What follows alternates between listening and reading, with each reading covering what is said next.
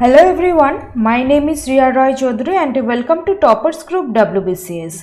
তো আজকে হচ্ছে সানডে, তোমরা জানো যে সানডে করে আমি একটা নতুন টপিক তোমাদের জন্য নিয়ে আসছি। অবশ্যই তোমাদের যাতে WBCS এর ক্ষেত্রে হেল্প হয় তার জন্য, ঠিক আছে। তো আজকেও কিন্তু একটা নতুন টপিক আমি তোমাদের জন্য নিয়ে এসেছি। তো সেই টপিকটা কি সেটা জানার আগে বা আজকে আলোচনাটা শুরু করার আগে আমরা একটুখানি দেখে নিই যে আমরা WBCS এর নতুন ব্যাচ শুরু করতে চলেছি 2023 সালের জন্য, ঠিক আছে। যারা 2023 সালকে ফোকাস করেছো WBCS এর ক্ষেত্রে তাদের উদ্দেশ্যে বলছি যে আমরা অনলাইন এবং অফলাইন দুটো ক্ষেত্রেই কিন্তু ব্যাচের ফেসিলিটিস তোমাদের কিন্তু দেব। তোমরা জানো যে আমরা ইউটিউব চ্যানেলে যেরকম আমরা পড়াই, বিশ্বজিৎ স্যারকে তোমরা চেনো, মনোরঞ্জন স্যারকে তোমরা চেনো এবং আমি হিস্ট্রি নিই তোমাদের, ঠিক আছে। এবং এই যে ব্যাচের যে ব্যাপারটা থাকবে, অনলাইন বলো এবং অফলাইন বলো, এই দুখানা ক্ষেত্রেই কিন্তু সমান ফেসিলিটিস থাকবে। অনলাইনে বলে কম পড়ানো হবে বা অফলাইনে বলে বেশি পড়ানো হবে সেরকম কিন্তু কোনো রকমভাবেই কিছু থাকবে না, ঠিক আছে। এবং আরও একটা বিষয় আমি তোমাদের বলে দিই, আমাদের সাথে যারা যুক্ত হবে, আমাদের ব্যাচে যারা অ্যাডমিশন নেবে তাদের ক্ষেত্রে কিন্তু একটা স্পেশাল স্টাডি মেটেরিয়ালস কিন্তু প্রোভাইড করা হবে। সেটা সম্পূর্ণভাবে কিন্তু আমাদের টপার্স গ্রুপের তৈরি সেই মেটেরিয়াল, এবং সেখানে মান্থলি নোটস থাকবে প্রত্যেকটা চ্যাপ্টার থেকে, প্রত্যেকটা সাবজেক্ট থেকে, ঠিক আছে। ইংলিশ থেকে শুরু করে একদম যতগুলো সাবজেক্ট WBCS এর ক্ষেত্রে হয় সেই সব কটা সাবজেক্টের ক্ষেত্রে কিন্তু এটা থাকবে। তোমরা সেই স্টাডি মেটেরিয়ালটা কিন্তু পাবে টপার্স গ্রুপে। প্লাস একটা চ্যাপ্টার কমপ্লিট হয়ে যাওয়ার পরে যে কোনো সাবজেক্টে সেই চ্যাপ্টারের ওপরে অনলাইনে ক্লাস টেস্ট তোমরা দিতে পারবে, ঠিক আছে। যারা অনলাইনে ব্যাচে পড়বে তাদের উদ্দেশ্যে বলছি এই কথাগুলো। মান্থলি টেস্টের ব্যবস্থা কিন্তু আমরা রেখেছি তোমাদের জন্য। কারণ হচ্ছে কি, একটা 2-3টে চ্যাপ্টার পড়া হয়ে গেলে আমরা দেখি যে প্রথম দিকে যে চ্যাপ্টারগুলো আছে সেগুলো স্টুডেন্টরা ভুলে যায়। তো সেটার জন্য মান্থের শেষে হোক বা নেক্সট মান্থের শুরুতে হোক আমরা একটা মান্থলি টেস্টেরও কিন্তু ব্যবস্থা রেখেছি। সেটা অনলাইনেও দেওয়া যাবে, সেটা অফলাইনেও কিন্তু দেওয়া যাবে, ওকে। এছাড়াও লাইভ ক্লাস থাকবে, অনলাইন ব্যাচে ফেসিলিটিসের ক্ষেত্রে লাইভ ক্লাস থাকবে, ঠিক আছে। এবং life time live class, recorded access, তোমরা রেকর্ড ক্লাস কিন্তু করতে পারবে। কোনো কারণে হয়তো তুমি আজকের ক্লাসটা মিস করে গেছো, ঠিক আছে, তো সেই কারণে সেই মিস করে যাওয়া ক্লাসটা কি আর করতে পারবে না, কিন্তু সেটা আমরা কিন্তু তোমাদের দিয়ে দেব। সেই রেকর্ডেড ক্লাসটা থাকবে, সেই রেকর্ডেড ক্লাস দেখে তুমি পরবর্তী ক্ষেত্রে কিন্তু ক্লাসটা করে নিতে পারবে, ওকে। এছাড়াও ডাউট ক্লিয়ারিং ক্লাস হবে, প্রত্যেকটা সাবজেক্টের একদম সিলেবাস ধরে ধরে তোমাদের পড়ানো হবে। কোথা থেকে কি কোশ্চেন্স আসে WBCS এর ক্ষেত্রে, কীরকম এক্সাম প্যাটার্নস হয়, সমস্ত কিছু কিন্তু এখানে তোমাদের ডিসকাস করা হবে। যারা অনলাইনে পড়তে চাও তাদের ক্ষেত্রে বললাম এই কথাগুলো, এবং এই সেম ফেসিলিটিসগুলো যারা অফলাইন ব্যাচে এসে পড়বে, প্লেসটা তোমরা দেখতে পাচ্ছ কল্যাণী সেন্ট্রাল পার্কে, ওকে। তো এই কল্যাণীতে এসে যারা পড়তে চাও তাদেরও ওয়েলকাম। কারণ আমরা অফলাইন ব্যাচ, যেহেতু এখন করোনার কন্ডিশনটা কিছুটা হলেও কমেছে, সেই জন্য অফলাইন ব্যাচের কথাটাও আমরা চিন্তা ভাবনা করেছি অনলাইনের সাথে সাথে, ঠিক আছে। তো কল্যাণীর আশেপাশে বা এই সাইডগুলোতে যারা থাকো তারা অফলাইন ব্যাচেই আমি বলবো ভর্তি হও। তার একটাই কারণ হচ্ছে কি, অফলাইন ব্যাচে করলে অনেকটা সুবিধা হয়, ঠিক আছে। যারা একান্ত দূরে থাকো তাদের কিছু করা নেই, তাদের অনলাইনেই ক্লাসগুলো করতে হবে, ঠিক আছে।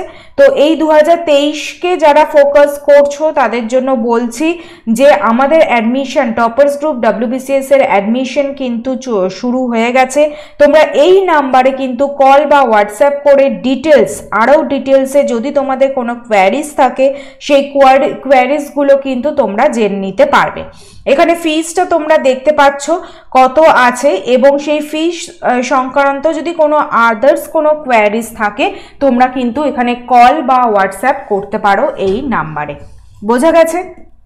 সুতরাং যারা ফোকাস করছো, যারা ভাবছো যে তোমাদের WBCS এর স্বপ্ন পূরণটা করতে হবে, স্বপ্নটা পূরণ করতে হবে, তাদেরকে আমি রিকোয়েস্ট করব যে আমাদের সাথে তোমরা জয়েন হতে পারো, যুক্ত হতে পারো WBCS টপার্স গ্রুপের সাথে। তোমরা জানো যে ইউটিউবে আমাদের ডেমো ক্লাস, সমস্ত ধরনের ক্লাস দেওয়া আছে প্রত্যেকটা সাবজেক্টের ওপরে, তো সেই হিসেবেই কিন্তু তোমাদের ক্লাস নেওয়া হবে এখানে। ওকে, চলো তাহলে আজকে হচ্ছে যেটা আমরা করব সেটা হচ্ছে mind map of ancient history.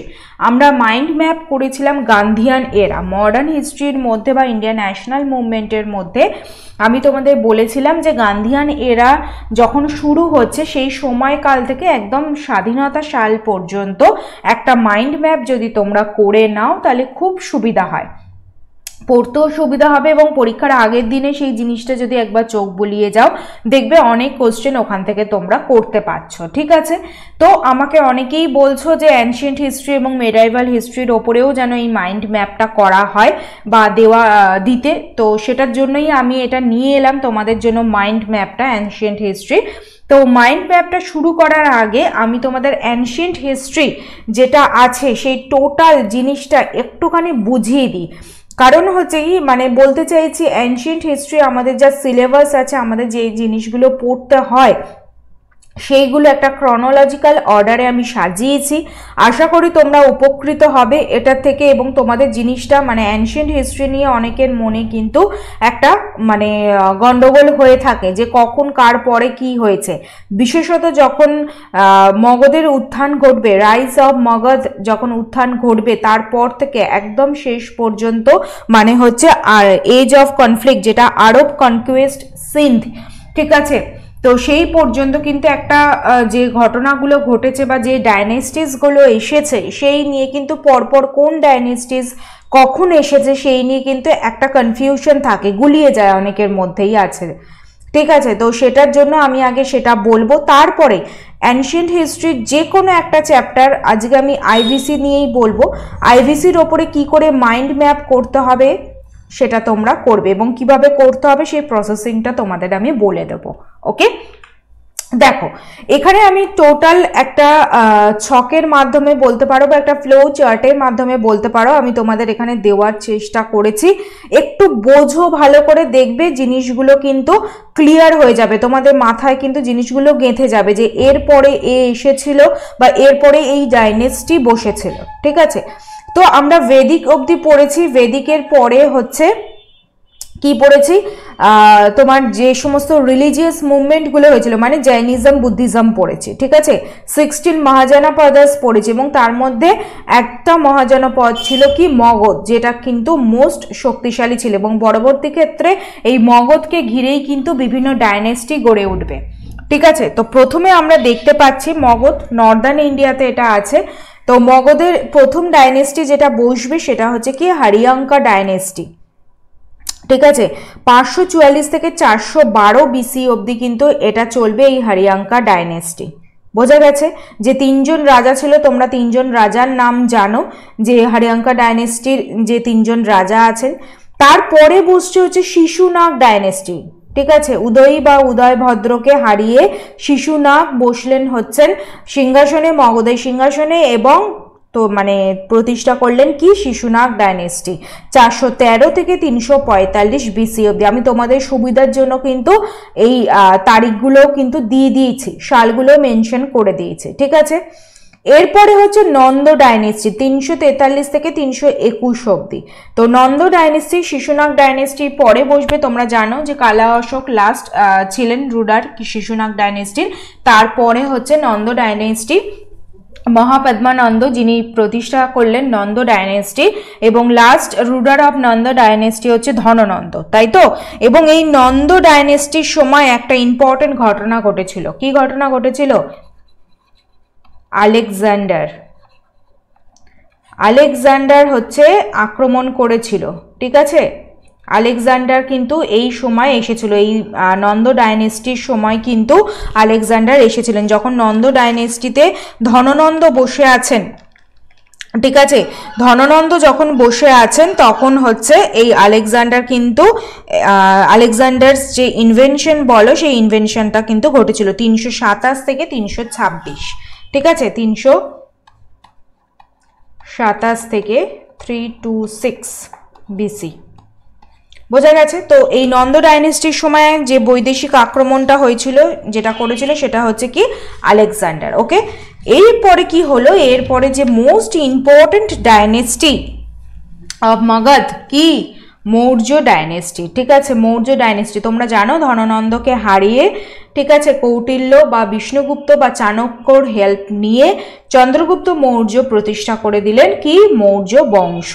324 থেকে 187 অবধি ছিল the great Mauryan kings, Chandragupta Maurya, Bindusara, তারপরে কি অশোকা, তাই তো? তো সেই জিনিসগুলো কিন্তু আমরা এই মৌর্য ডাইনেস্টির মধ্যে পড়তে পারি। এখনো কিন্তু আমরা নর্দার্ন ইন্ডিয়াতেই চলছি, এখনো পর্যন্ত আমরা কিন্তু নর্দার্ন ইন্ডিয়াতে চলছি। আমরা ঢুকবো, আমরা বাইরে যে বৈদেশিক আক্রমণ হয়েছে, ডেকানে যে সমস্ত রাজ্যগুলো ছিল, সেই ডাইনেস্টিগুলো ছিল, সেই সম্বন্ধে ঢুকবো। তো ময়ূরান ডাইনেস্টি যখন ছিল তখন কিন্তু আবার একটা ব্যাটল হয়েছিল, যেটা ব্যাটল অফ লিবারেশন বলা হয়। কার সাথে? চন্দ্রগুপ্ত মৌর্য এবং সেলুকাস নিকেটারের সাথে।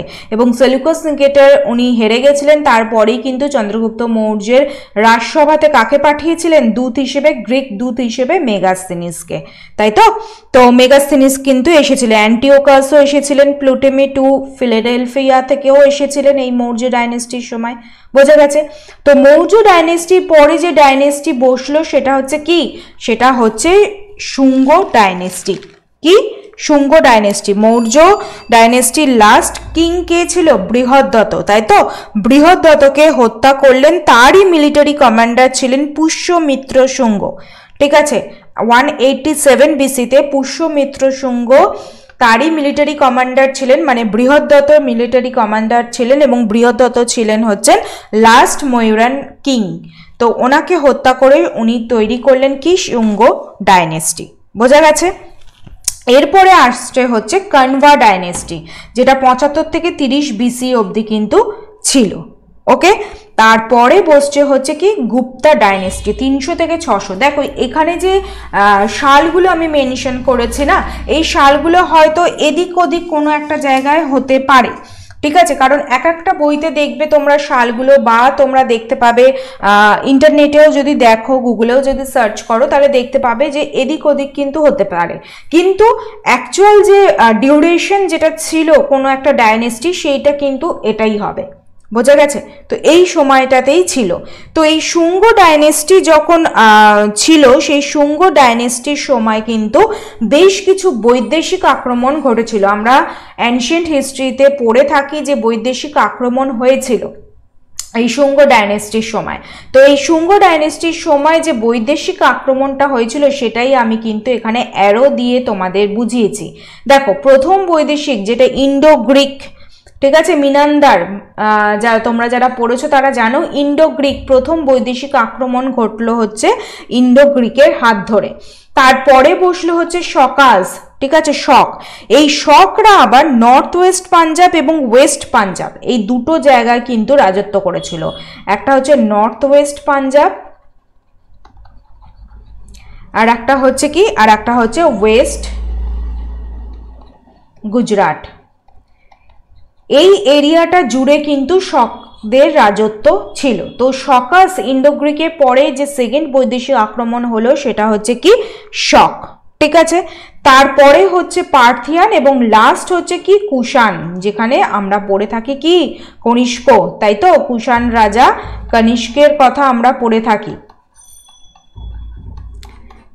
যে কুষাণ যেটা আছে সেই কুষাণ শকা এরা যেটা 78 এডিতে, তো সেই কুষাণরা হচ্ছে লাস্ট ছিল। তো এরপরে এইগুলো তো মোটামুটি বৈদেশিক আক্রমণ ঘটছে, এই জিনিসগুলো চলছে মোটামুটি নর্থ ইন্ডিয়াতে। কিন্তু আমরা যদি এরপরে একটুখানি দাক্ষিণাত্য বা ডেকানের দিকে চলে আসি, ঠিক আছে, তো ডেকানের দিকেও কিন্তু আমরা সেটা দেখতে পারবো। কখন দেখতে পাবো সেটা? ডেকানের দিকে আমরা দেখতে পাবো যে সাতবাহানা হচ্ছে কি মৌর্য বংশ, এই যে ময়ূরান ডাইনেস্টি আছে, এই মৌর্য বংশের পরে ডেকানের দিকে যদি মৌর্য বংশের দিকে দেখা যায়, মৌর্য বংশের মানে পতনের পরে ডেকানের দিকে সাতবাহন যে ডাইনেস্টিটা ছিল সেই সাতবাহন ডাইনেস্টিটা কিন্তু গড়ে উঠেছিল, ঠিক আছে। এবং এই সাতবাহনদের সাথে কিন্তু এই ওয়েস্ট গুজরাটের যে শকা আছে না, এদের কিন্তু একটা সম্পর্ক ছিল, বোঝা গেছে। সাতবাহনের পরে ডেকানে বসেছে হচ্ছে ভাতাকাসরা, ঠিক আছে। তারপরে বসেছে হচ্ছে কি ওয়েস্টার্ন চালুক্য অফ বাদামি, ঠিক আছে, Badami, western Chalukya and Pallava of Kanchi. ডেকানে তোমরা জানো যে আমরা ডেকান পড়তে বা সাউথের দিকে পড়তে এইগুলো আমরা পড়ি, আমরা অ্যানশিয়েন্ট ইন্ডিয়ার সবার শেষে গিয়ে এই জিনিসগুলো পড়ি যে ওয়েস্টার্ন চালুক্যস অফ বাদামি, পল্লব অফ কাঞ্চি, ঠিক আছে, কাঞ্চি পল্লব বংশ, তো এইগুলো পড়ি। এইগুলো সাধারণত এই ওয়েস্টার্ন চালুক্য, বাদামি, পল্লব অফ কাঁচি এইগুলো 600 থেকে 750 তোমার এডির মধ্যে কিন্তু হয়েছিল, বোঝা গেছে। তো এটা কিন্তু তোমার ডেকানের দিকেই ছিল। এরপরে যদি আমি দেখি যে গুপ্ত ডাইনেস্টি অবধি আমরা পড়ে নিয়েছি, গুপ্ত ডাইনেস্টি পরে আমাদের যেটা পড়তে হয় নর্থ ইন্ডিয়াতে, কি নর্থ ইন্ডিয়াতে যেটা পড়তে হয় পুষ্যভূতিস অফ থানেশ্বর, যেখানে গ্রেট রাজা ছিলেন কে, হর্ষবর্ধন, তাই তো। পুষ্যভূতিস অফ থানেশ্বর এটাও কিন্তু 600 থেকে 750 মধ্যে। এবং এই পুষ্যভূতিস অফ থানেশ্বর এবং এই ওয়েস্টার্ন চালুক্য বাদামি বা অ্যান্ড পল্লব অফ কাঁচি এরা কিন্তু সমসাময়িক ছিল। এরা নর্থ ইন্ডিয়ার দিকে ছিল আর ডেকানের দিকে ছিল বা সাউথের দিকে ছিল হচ্ছে এটা, ঠিক আছে। মৌখরিস যেটা আছে সেই মৌখরিসের কথা বলছি, পুষ্যভূতিস অফ থানেশ্বর। কারণ হচ্ছে আমরা ওয়েস্টার্ন চালুক্য বাদামিতে যে গ্রেট কিং ছিল, কে ছিল গ্রেট কিং, পুলকেশী টু, তাই তো। সেই পুলকেশী টু যখন আমরা পড়বো, সেই পুলকেশী টু এর সময় কিন্তু কে ছিল, হর্ষবর্ধনের কন্টেম্পোরারি ছিলেন কিন্তু এই পুলকেশী টু, এবং এই পুলকেশী টু কিন্তু হর্ষবর্ধনকে কিন্তু হারিয়েও দিয়েছিলেন, বোঝা গেছে। তো এই ওয়েস্টার্ন চালুক্যস অফ বাদামি, পল্লবস অফ কাঁচি, যার তোমার ক্যাপিটাল ছিল কাঞ্চি, তাই তো, মডার্ন কাঞ্চিপুরম যেটা ক্যাপিটাল ছিল, তো এরা কিন্তু মোটামুটি এই থানেশ্বর, পুষ্যভূতির অফ থানেশ্বর যেটা নর্থ ইন্ডিয়াতে ছিল সেটারই কিন্তু সমসাময়িক ছিল, বোঝা গেছে। তো এটা হচ্ছে একটা নর্মাল, আমি একটা চেষ্টা করেছি যাতে তোমাদের পরপর ডাইনেস্টিগুলো মনে থাকে, কারণ অনেক সময় আমাদের এইগুলো গুলিয়ে যায়। এবং এই জিনিসটা, এই ম্যাপটা বা এই ফ্লো চার্টটা যদি তোমরা মনে রাখো না, তোমরা তাহলে পরপর যখন পড়বে ইতিহাস বইতে বা নোটসে, পরপর জিনিসগুলো যখন পড়বে তখন দেখবে আপনা থেকেই কিন্তু জিনিসগুলো করে নিতে পারবে, ঠিক আছে। আপনা থেকেই কিন্তু জিনিসগুলো তোমার মনে করে নিতে পারবে, ওকে, বোঝা গেছে।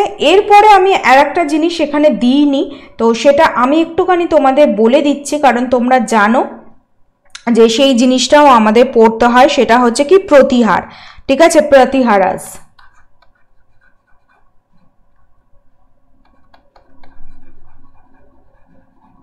প্রতিহারাসী এরা কিন্তু আবার 750 থেকে একদম 750 থেকে 1000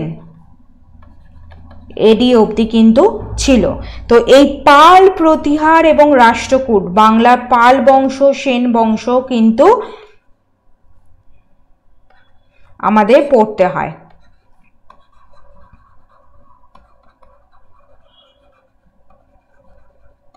ঠিক আছে। তো এইটা যেহেতু একটা ট্রিপারটাইট স্ট্রাগল আছে, তো সেটার জন্য আমি এটা একসাথেই তোমাদের বললাম যেটা হয়। এবং বাংলায় পাল বংশের পরে সেন বংশ বসবে, ঠিক আছে, সেনা ডাইনেস্টি বসবে, এবং রাষ্ট্রকূট হচ্ছে যেটার পরে হচ্ছে কি আসবে, রাষ্ট্রকূটের পরে সেটা হচ্ছে কি চোলাস, ওকে। তো এই প্রতিহার বংশ যেটা আছে এটা কিন্তু এই 750 মানে হচ্ছে কি এই পুষ্যভূতি অফ থানেশ্বর এর পরপরই হচ্ছে যেটা হবে সেটা হচ্ছে কি এই প্রতিহার বংশ আসবে, তারপরে পাল বংশ থাকবে হচ্ছে বাংলাতে একই সাথে এই সমসাময়িকই। দেখো অ্যারোটা আমি সেইভাবেই কিন্তু দিয়েছি তোমাদের। আর রাষ্ট্রকূট, ঠিক আছে, রাষ্ট্রকূট, তারপরে হচ্ছে রাষ্ট্রকূটের পরে যেটা বসবে সেটা হচ্ছে চোলাস, ওকে। এবং এই প্রতিহারের পরেই যেটা হবে হচ্ছে আরব কনকুয়েস্ট সিন্ধ বা এজ অফ কনফ্লিক্ট, যেটাই আমরা বলে থাকি না কেন সেটা, বোঝা গেছে। মোট কথা হচ্ছে মৌর্য বংশের, আমি তোমাদের ওখানে যেটা দেখালাম, আমি যদি এই জিনিসটা তোমাদের লিখে দিই তাহলে তোমাদের বেশি সুবিধা হবে। ময়ূরান ডাইনেস্টির এর ক্ষেত্রে হচ্ছে দুটো ভাগ আমরা করতে পারি, একটা হচ্ছে Shunga and Kanvas, Shunga and Kanvas in north, আর একটা হচ্ছে কি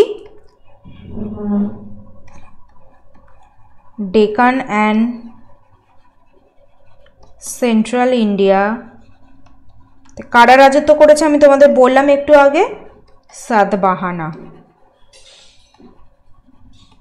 ঠিক আছে, তো এই জিনিসটা একটু মনে রেখে দিও, কারণ হচ্ছে কি সাতবাহন ডাইনেস্টি পড়তে গিয়ে অনেক সময় হয় কি সাতবাহনটা অনেক পরে পড়তে গিয়ে আমাদের দেখে যে মৌর্য বংশের পতনের পরে 100 বছর পরে সাতবাহন ডাইনেস্টি গড়ে উঠেছিল, তো অনেক সময় স্টুডেন্টদের মধ্যে এই জিনিসটা একটু গুলিয়ে যায়। তো সেটার জন্য আমি বললাম যে এইটা একটু বলে রাখ, ওটাই আমি তোমাদের এই ফ্লো চার্টে দেখিয়েছি বেসিক্যালি।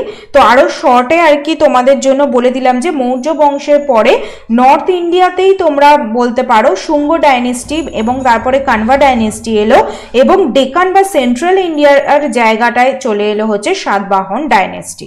বোঝা গেছে? তো এটাই হচ্ছে তোমাদের এখানে কিন্তু আমি বলেছি।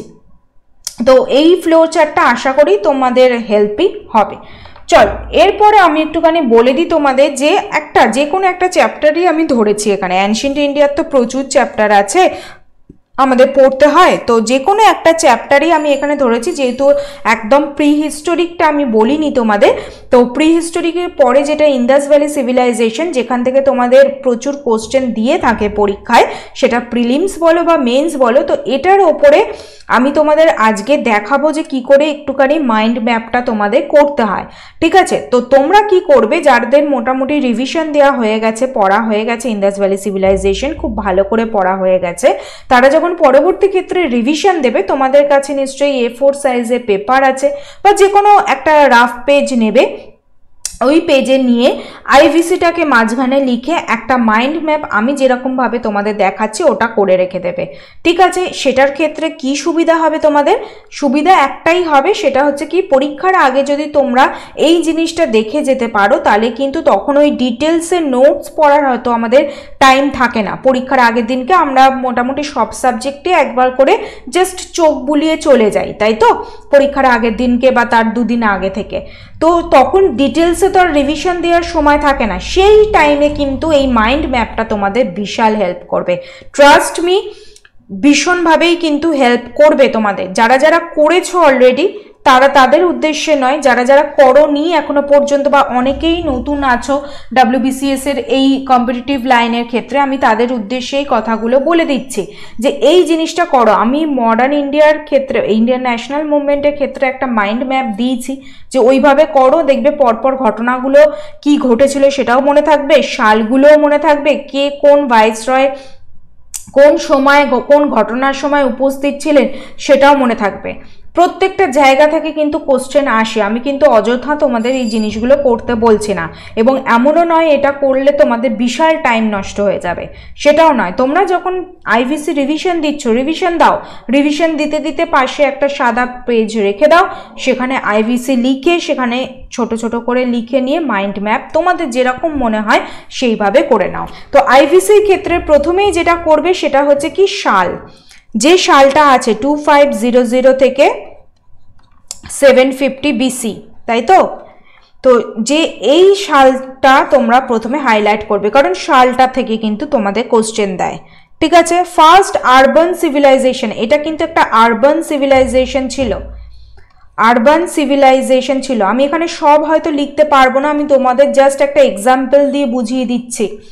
ওকে, তো আরবান সিভিলাইজেশন ছিল, তোমরা জানো যে ইন্দাস ভ্যালি সিভিলাইজেশন হচ্ছে প্রথম আরবান সিভিলাইজেশন ছিল, ভেদিক কিন্তু রুরাল ছিল। বোঝা গেছে এটা?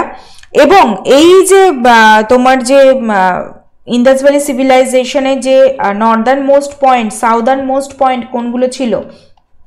Northern most point, southern most point, eastern most point and western most point, এইগুলোও কিন্তু তোমরা একটা করে লিখে রাখবে, কারণ হচ্ছে কি এইগুলো থেকে কিন্তু তোমাদের পরীক্ষায় কোশ্চেন দেয়। ঠিক আছে, এবং এই ইন্দাস ভ্যালি সিভিলাইজেশন যে গড়ে উঠেছিল, ওর সমসাময়িক কিন্তু মেসোপটেমিয়ান সিভিলাইজেশনও কিন্তু গড়ে উঠেছিল, ইজিপ্টিয়ান সিভিলাইজেশনও কিন্তু গড়ে উঠেছিল। ঠিক আছে, এই ইন্দাস ভ্যালি সিভিলাইজেশনে। তাহলে কন্টেম্পোরারি সিভিলাইজেশনও কিন্তু ছিল।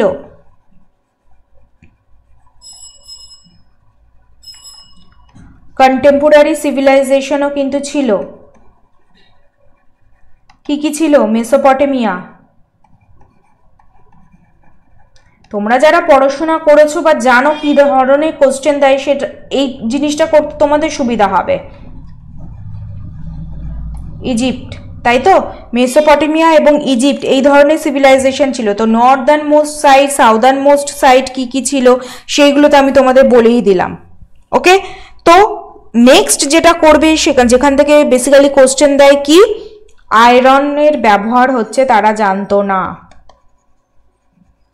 Iron was not known. ঠিক আছে, আয়রনের ব্যবহার তো তারা জানতো না। দেখো প্রত্যেকটা এই যে যতগুলো পয়েন্ট বললাম, 3, 2, 5টা পয়েন্ট বললাম, 5টা পয়েন্ট থেকেই কিন্তু পরীক্ষায় কোশ্চেন দেয়। 5টা পয়েন্ট থেকেই পরীক্ষায় কোশ্চেন দেয়। তো জিনিসটা এইভাবে যদি পড়ো, পরীক্ষার আগের দিনকে যখন ওই ম্যাপটা দেখবে, এই মাইন্ড ম্যাপটা দেখবে, দেখবে তোমাদের কোশ্চেনগুলোই বেসিক্যালি ওই পুরো 5 পাতা বা 10 পাতা যত পাতারই নোট তোমরা বানাও না কেন বা বই পড়ো না কেন, পুরো জিনিসটা সেই নোটটা একটা জিস্ট ফর্ম তোমাদের এখানে তৈরি হয়ে গেছে। সেই জিস্ট ফর্মটা তোমরা পড়ে দেবে। যেহেতু আমাদের মাল্টিপল চয়েসের কোশ্চেন, তো আমরা এরকম যদি জিস্ট করে পড়ি, অবশ্যই আবারও বলে দিচ্ছি, যাদের পড়া হয়ে গেছে, যারা রিভিশন দিচ্ছ তাদের ক্ষেত্রে, যারা প্রথম পড়ছো তারা ভালো করে চ্যাপ্টার পড়ো, লাইন বাই লাইন পড়ো। ঠিক আছে, আগে লাইন বাই লাইন পড়ো, সেগুলোকে মুখস্থ করো বা মনে রাখো, যেভাবেই হোক না কেন। তারপরে তোমরা এই মাইন্ড ম্যাপটা করবে। আগে থেকে এই মাইন্ড ম্যাপটা করো না, কিন্তু একদম নতুন যারা পড়াশোনা করছো তাদের জন্য বলছি। ওকে, নেক্সট হচ্ছে কি এদের যে স্ক্রিপ্টচারটা ছিল, স্ক্রিপ্ট যেটা ছিল সেটা কি ছিল? স্ক্রিপ্টটা পিক্টোগ্রাফিক।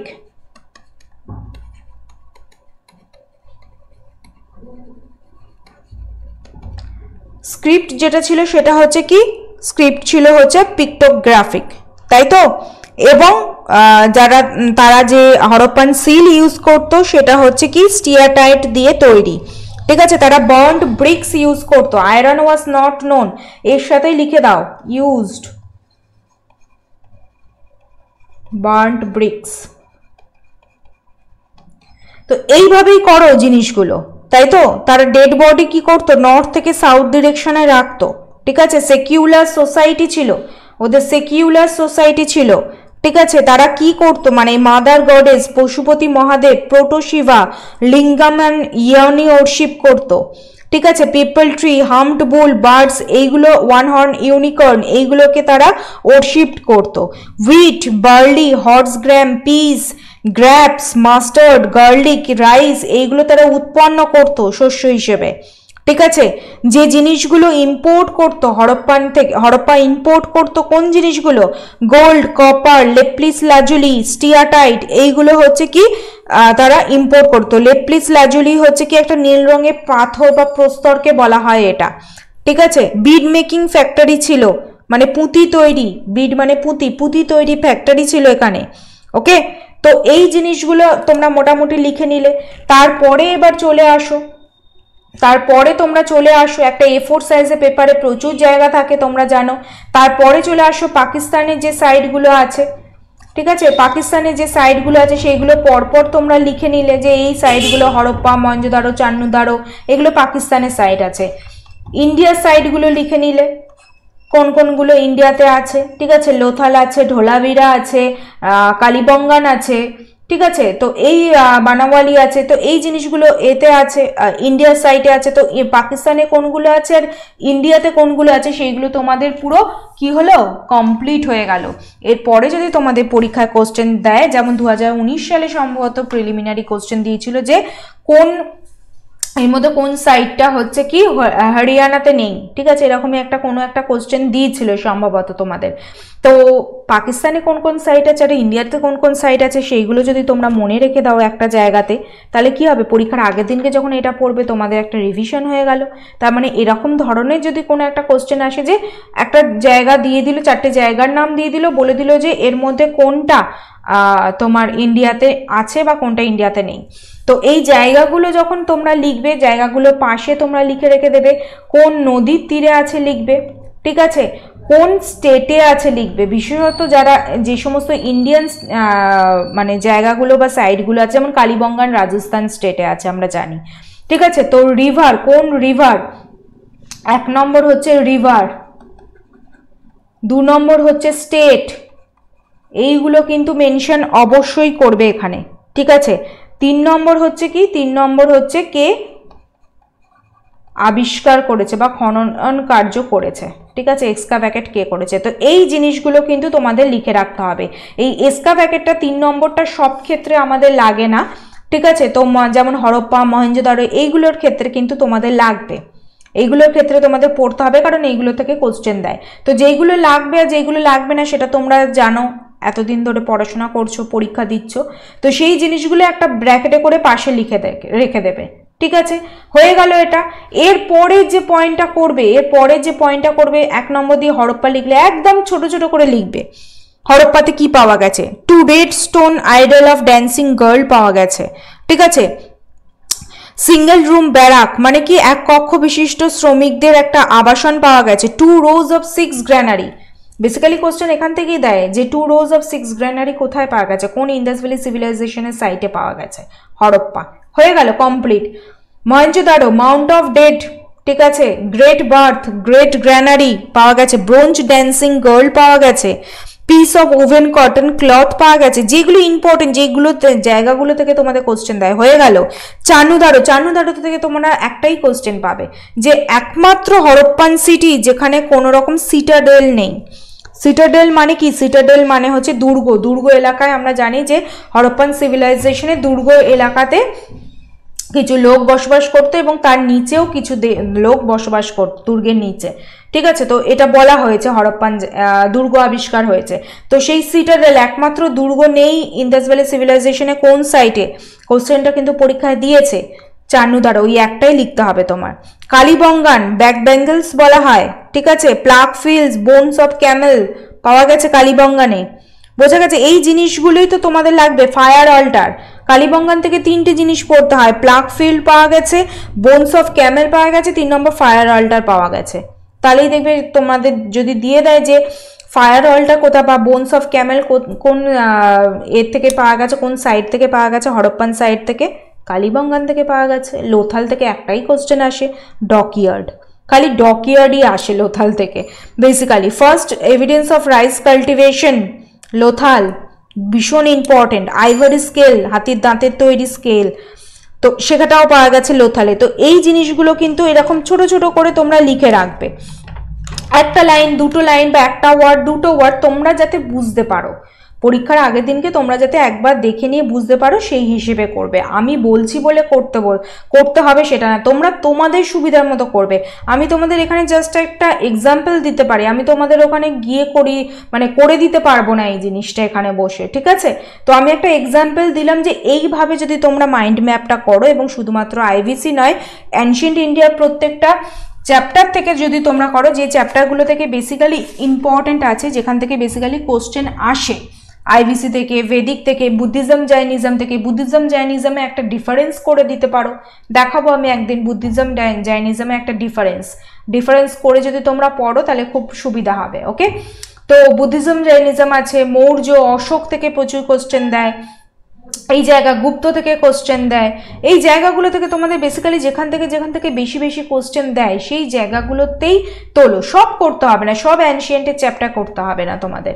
যে জায়গাগুলো থেকে, চোল থেকে বেশি কোশ্চেন দেয়, ঠিক আছে, চোল থেকে, তো এই যেগুলো থেকে বেশি বেশি কোশ্চেন দেয় সেই জায়গাগুলোকে তুলে নিয়ে এরকমভাবে একটা মাইন্ড ম্যাপ করো, একটা মাইন্ডসেট করে নাও, যাতে দেখবে পরবর্তী ক্ষেত্রে তোমরা যদি কোনো মক টেস্টও হিস্ট্রি দিতে বসো, তোমরা যদি এরকম যদি করা থাকে তোমাদের, সেই মক টেস্টের আগেও একবার রিভিশন দিয়ে নিতে পারবে, দেখবে তোমাদের অনেকটাই হেল্প হবে, আশা করছি আমি। ওকে, তো আজকে আমি এই অ্যানশিয়েন্ট হিস্ট্রিরই তোমাদের মাইন্ড ম্যাপটা দেখালাম। অ্যাকচুয়ালি অ্যানশিয়েন্ট হিস্ট্রির এই ফ্লো চার্টটা দিয়ে তোমাদের বোঝাতে চাইলাম যে এই জিনিসগুলো তোমরা ক্লিয়ার করে রেখো যে কোন ডাইনেস্টি কার পরে বসবে, প্লাস হচ্ছে কি একটা চ্যাপ্টার ধরলাম আইভিসি এবং এখান থেকে কি করে একটা মাইন্ড ম্যাপ তৈরি করতে হয় সেটাই আমি কিন্তু তোমাদের বললাম। ওকে, তো এইটাই ছিল হচ্ছে আজকের ক্লাস, যে অ্যানশিয়েন্ট হিস্ট্রির মাইন্ড ম্যাপ। তো আশা করি তোমাদের ক্লাসটা ভালো লেগেছে এবং ভালো লাগার থেকেও বড় কথা তোমাদের হেল্প হয়েছে। তোমাদের হেল্পের জন্যই কিন্তু আমি এখানে বসে আছি। ওকে, হেল্প করার জন্য। তো তোমাদের আগেও বলেছি, আবারও বলছি, যদি তোমাদের কোনো জায়গায় কোনো অসুবিধা হয়, কোনো কিছু বলতে হয়, তাহলে আমাকে কমেন্ট সেকশনে জানিও যে ম্যাম এই জিনিসটা নিয়ে আলোচনা করলে ভালো হবে। তো আমি সেই জিনিসটা নিয়ে চেষ্টা করব আলোচনা করে দেওয়ার। ওকে, এবং নেক্সট দিনকে দেখছি মেডাইভাল ইন্ডিয়ারও একটা যে কোনো একটা চ্যাপ্টার থেকে আমি এরকমই একটা ফ্লো চার্ট করে দিয়ে তারপরে তোমাদের আমি নয় মেডাইভাল ইন্ডিয়ার একটা কি করে কি করা যেতে পারে মাইন্ড ম্যাপ সেটা করে দেওয়ার চেষ্টা করব। ওকে, তারপরে এরপরে মাইন্ড ম্যাপগুলো কমপ্লিট হয়ে গেলে তারপরে দেখছি হিস্ট্রির মেন যে টপিকগুলো আছে, যে টপিকগুলো থেকে বেসিক্যালি কোশ্চেন দেয়, সেই টপিকগুলোতেই আমি ঢুকবো। ওকে, তো সেইটা হচ্ছে সানডে করেই হবে, তোমরা জানো। তো আজকের ক্লাসটা যদি তোমাদের ভালো লেগে থাকে এবং হেল্পফুল মনে হয় তাহলে লাইক করো, শেয়ার করো টপার্স গ্রুপ চ্যানেলকে এবং বন্ধুদের সাথেও শেয়ার করো।